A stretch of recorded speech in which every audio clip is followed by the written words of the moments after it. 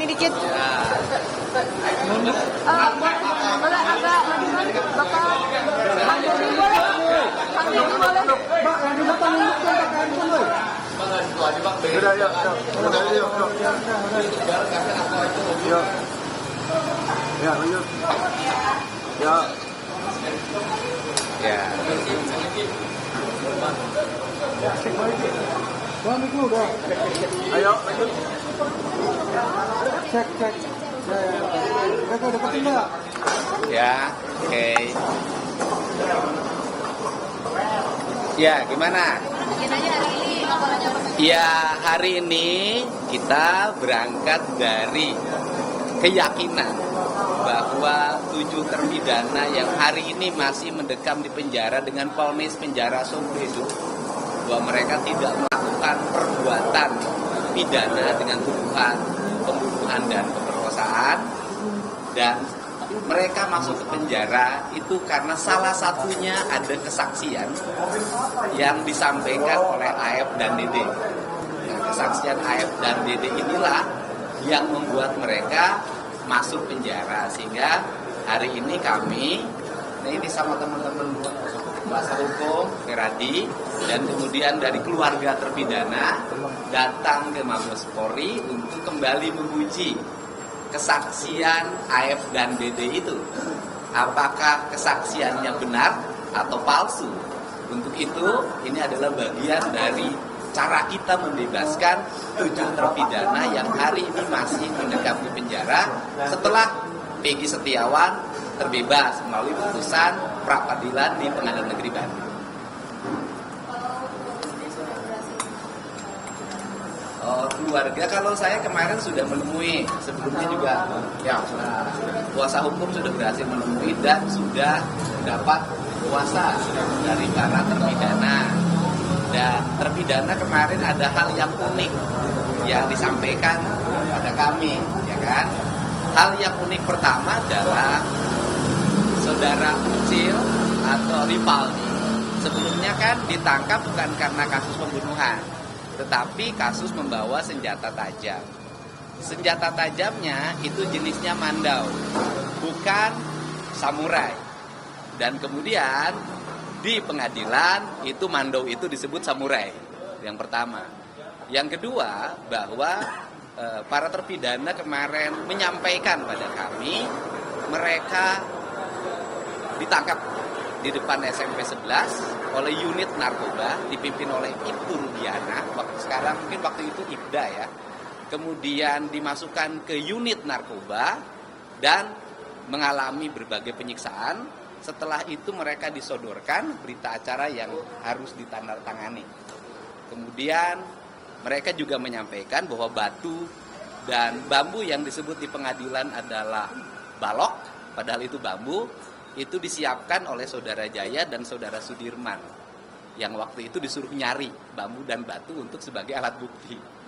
Nah, kemudian yang berikutnya adalah saya mengajak pada semua, kita ini sekolah, rata-rata S1, S2, dan S3, bahkan mungkin banyak yang profesor. Kita ini hari ini terkecoh oleh satu orang yang kesurupan, namanya Linda. Kemudian Linda direkam oleh Ibu Vina, kakaknya Vina, kemudian diserahkan ke Ibtu Rudiana. Linda itulah yang menyampaikan bahwa ada pemerkosaan dan pembunuhan oleh 11 orang. Dan kemudian itu orang kesurupan yang nyampe ke 11 orang itu. Kemudian 3 orang yang dinyatakan DPO itu dan 2 orang di-delete ya, dianulir oleh Polda Metro Jaya, itu Polda Jabar itu berdasarkan keterangan Sudirman yang sekolahnya 17 tahun baru lulus SD. Artinya tidak naiknya 4 kali. Dan kita tahulah Sudirman tidak memiliki kapasitas daya pikir yang cukup untuk memberikan penjelasan hukum yang berakibat pada terpenjaranya orang lain. Dan Sudirman saya yakin kalau ditanya hari ini beda lagi. Ini yang terjadi. Ya sudah inkrah kan memang proses hukumnya sudah dijalani. Saya katakan hukum formalnya kan sudah inkrah. Yang saya perjuangkan adalah hukum esensial. hukum substansial dan hukum kebenaran yang sejati. Dan itu masih ada ruang namanya PK. Dan ini adalah para kuasa hukum yang akan memperjuangkan PK-nya. Dan laporan ke Mabes Polri bagian dari upaya PK hukum kita. Silakan.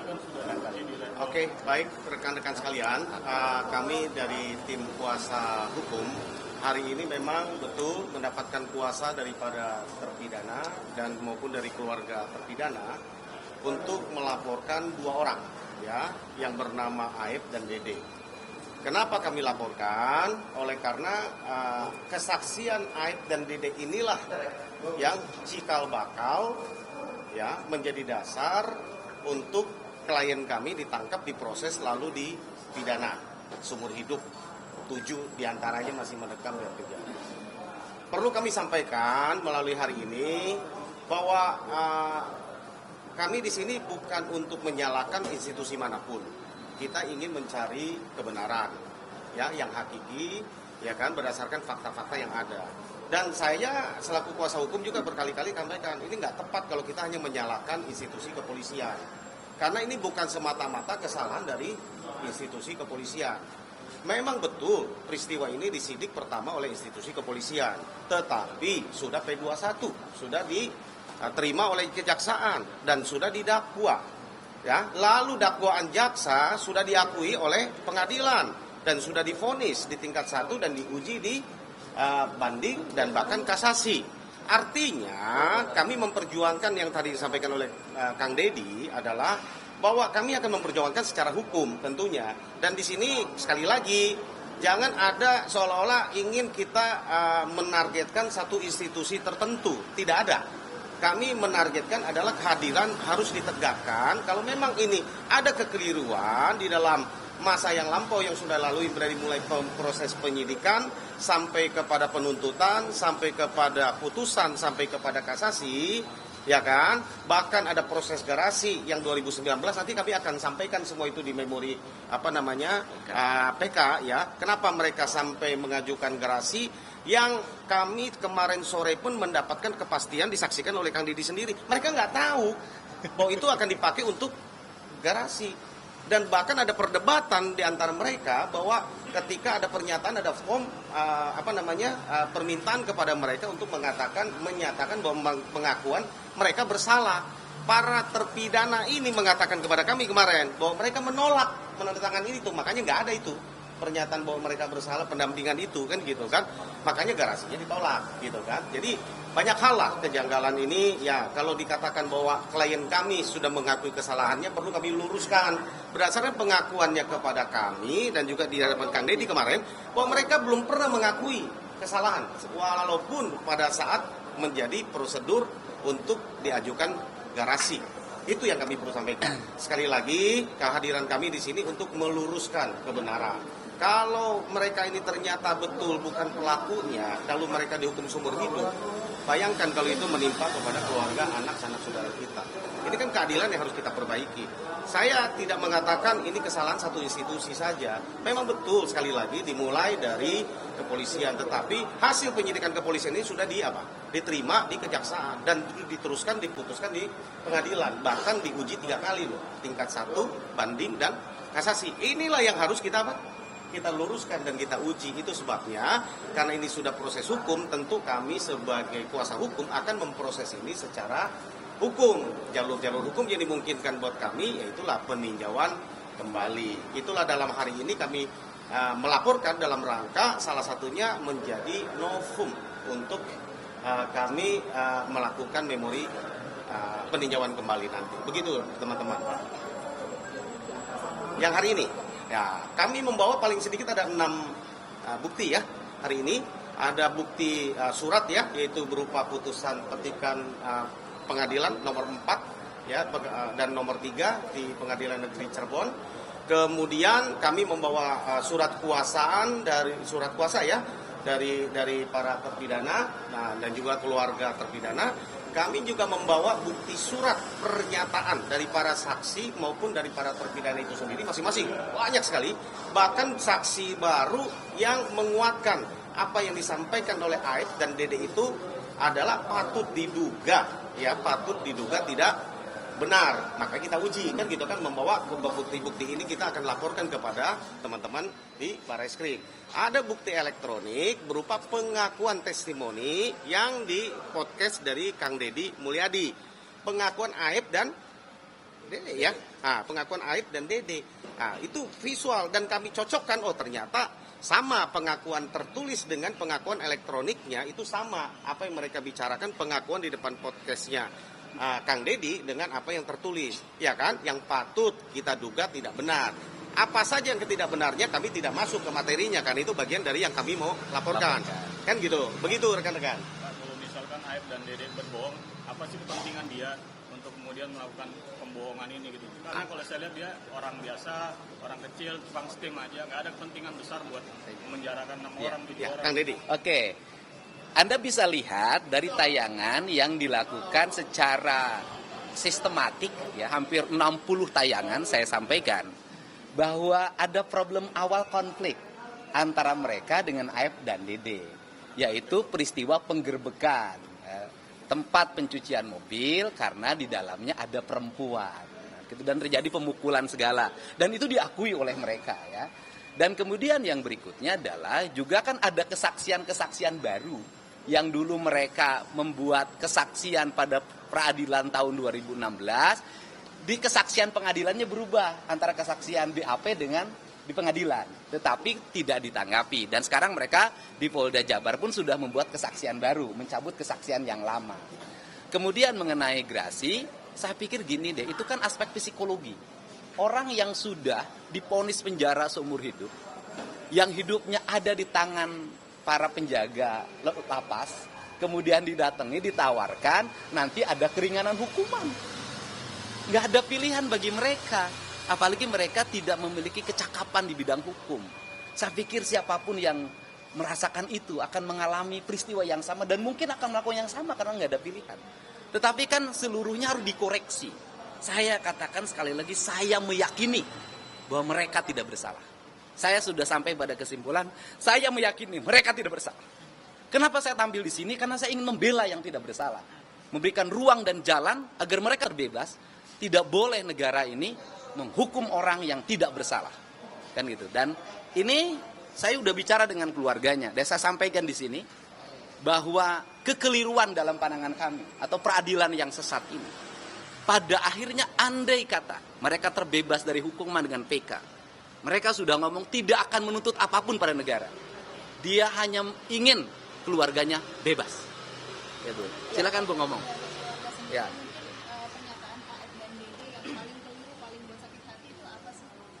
Ya kan, ya kesaksian palsunya Mbak. Karena Duga. Dugaan. Kan lihat dari warung. Dugaan dia lihat anak-anak lempar batu. Dugaan dia lihat dari jarak 100 meter malam hari. Jam 10 malam. Jam 10 malam sedangkan itu jalan menikung. Dan dugaan kejar-kejaran motor. Ya pokoknya nggak bener Mbak itu semuanya. Ya, gini deh. Oh ya, itu kuasa hukum yang menjawabkan. Ini saya jelasin ya masalah Aib dan Dede ya. Yang pertama saya mendatangi warung tukang penjual nasi yang di depan tempat pencucian mobil, di mana Aib dan Dede bekerja. Kemudian saya bicara dengan yang punya warung. Yang punya warung menyampaikan bahwa jam 5 kami sudah tutup. Kami tidak jualan nasi, apalagi jualan rokok. Kemudian, hampir seminggu yang lalu saya bertemu dengan pemilik warung Madura. Saya undang ke rumah, dia bicara dan membantah. Tidak ada peristiwa kejar-kejaran, tidak ada peristiwa pelemparan, jarak antara gang depan SMP 11 dengan warung itu hampir 100 meter, jam setengah 10 malam. Dan bahkan dia memberikan ilustrasi, andai kata ada pelemparan, kan saya di situ lihat. Andai kata ada kejar-kejaran, kan saya di situ lihat. Dan kemudian apabila ada mayat di bawah atau korban di bawah dari flyover ke belakang tempat pencucian mobil, dia harus lihat dan tidak melihat. Dan saya katakan yang paling menarik adalah peristiwanya terjadi di belakang tempat pencucian mobil. Itu di situ ada kebun kacang. Di kebun itu nggak ada bekas telapak kaki orang, yang 11 orang itu terjadi pemerkosaan dan pembunuhan. Nah dari situ bisa terlihat ya. Apalagi kapal yang 3 ini saya katakan itu makin fiktif saya katakan. Untung Sudirman tidak menyebutkan 30 orang. Kalau menyebutkan 30 orang repot lagi itu nanti polisi nyari. Pidana pembuktiannya kan bukan hanya keterangan saksi, tapi ada bukti-bukti lainnya. Lantas kenapa hanya AM dan DD aja yang dipersoalkan? Loh, pertanyaan saya adalah apakah ketika vonis dijatuhkan ada bukti mereka membunuh? Pastinya ada, Pak. Nggak ada. Karena dari semua level itu. Tidak ada buktinya, hanya kesaksian AFDD dan RT Pasren dan Ahmad Abdul Kahfi. Muhammad Abdul Kahfi. Alat bukti yang bentuk samurai nggak ada sidik jarinya. Itu dan perkara lain. Dan itu disebutnya bukan samurai, mandau. Kemudian batu tidak ada sidik jarinya. Kemudian balok nggak ada balok, yang ada bambu, nggak ada sidik jarinya. CCTV buka, nggak ada CCTV buktinya. Kalau itu Rudiana kenapa nggak ikut dilaporin ya? Baik. Ya? Nah itu kuasa hukum. Baik, rekan-rekan sekalian, yang tadi disampaikan Kang Dedi tentang motif Aib dan Dede, ya kita serahkanlah ke penyidik. Ini kan baru dugaan kami bahwa ada kesakit-hatian ya berdasarkan investigasi mandiri yang dilakukan oleh Kang Dedi, ya kan? Secara hukum patut diduga. Sekali lagi ya, makanya kami yakini bahwa ini ya silakan aja diuji bukti-bukti yang kami hadirkan ini. Apakah siapa-siapa lagi yang akan kami laporkan sepanjang bisa mengungkap kasus ini untuk terang benderang, ya kan? Karena ini sekali lagi melibatkan sampai ke putusan yang sudah inkrah, bukan hanya kepolisian, kan kita mesti koreksi semua nih, kan gitu kan? Harusnya kan kalau dari awal penyidikannya salah, jaksa jangan terima dong, jangan P21, kan gitu kan? Begitupun pengadilan. Jadi menurut saya sekali lagi, janganlah institusi seolah-olah kita ditabrakkan dengan institusi. Tidak ada keinginan kita untuk menyalahkan institusi. Ini mungkin oknum-oknum secara manusia saat itu mungkin ya kami nggak tahu bagaimana kebolongan dalam sistem ya yang kami sebut. Bapak Ibu sekalian, ya rekan-rekan, siapa-siapa lagi yang akan kami laporkan, ya tunggulah ya. Kami masih akan mengkaji menganalisa secara kronologis ya. Ya, memang ya sekali lagi penyebab ini semua rangkaian peristiwa ini kalau ditanya menyangkut Ibtu Rudiana ya, menyangkut dari sesudah mendapatkan dari Linda ya, Linda. Lalu pengakuan dari Aib dan Dede, lalu Ibtu Rudiana ini melakukan tanpa ada LP tanpa ada LP, tanpa ada sprindik, tanpa ada melakukan penyelidikan sendiri, menangkap ya kan 8 orang ya pertama, lalu berkembang menjadi 11 orang di unit narkoba yang tadinya sudah dinyatakan kecelakaan 7 yang ditangkap ya, ada yang dinyatakan sudah kecelakaan tunggal ya kan. Lalu sesudah dilakukan menurut pengakuan klien kami nih, kemarin kami konfirmasi kembali di lapas tadi kemarin sore, bahwa mereka itu diintimidasi, disiksa secara fisik, ya kan? Oleh siapa? Ya termasuk oleh Rudiana menurut pengakuan mereka, ya kan gitu kan? Sehingga keterbatasan tidak tahan siksaan menurut pengakuan daripada klien kami terpidana, Kang Dedi juga dengar kemarin, kan gitu kan? Menurut pengakuan mereka bahwa mereka tidak tahan sehingga mereka mengaku, ya kan? Sehingga mengaku, lalu baru diserahkan ke Polres untuk disidik, baru bikin LP. Ya, BAP-nya menurut pengakuan para terpidana mereka tidak di BAP langsung tanda tangan. Ini banyak hal-hal yang menurut kami yang kita perlu koreksi. Ya sekali lagi, ini bukan institusi, ya kita koreksi bersama, buktinya bahwa ini sudah inkrah, kita hargai itu. Ya kan gitu kan, makanya akan disuruh dilaporkan. Kami lihat, kami masih analisa ya, kami intinya pasti akan ada langkah hukum kami. Bapak kan tadi bilang udah inkrah, berarti kan ini sudah diuji keterangan si Aib dan Dede di level pengadilan negeri, pengadilan tinggi sampai MA, dan di sana itu ada sarjana hukum, ada profesor hukum di sana. Kenapa Bapak tidak percaya dengan keputusan dari mereka itu? Ya, jadi saya bisa jawab gini, itu karena ada saksi baru, ada bukti baru yang kami hadirkan. Kan gitu kan, sehingga kita coba uji, kan gitu kan, kita laporkan, ya gitu mungkin Kang Dedi. Baik, jadi gini, Anda kan bicara tentang hukum formal ya, diuji di pengadilan negeri, di pengadilan tinggi, di Mahkamah Agung. Pertanyaan saya adalah, apakah manusia dimungkinkan nggak dia ada kelalaian? Kalau manusia, kalau hakim sempurna, kalau jaksa sempurna, maka tidak akan ada peristiwa Sengkon dan Karta. Kan? Tidak akan ada. Makanya karena ruang hukumnya masih ada dibuka oleh undang-undang namanya PK, maka kita menempuh cara itu. Dan karena ruang hukum juga dibuka bahwa kesaksian palsu itu adalah tindak pidana, maka kita menguji kesaksian itu melalui institusi Mabes Polri. Dan ini bentuk bahwa kami sangat percaya terhadap institusi Mabes Polri mampu menyelesaikan ini secara objektif.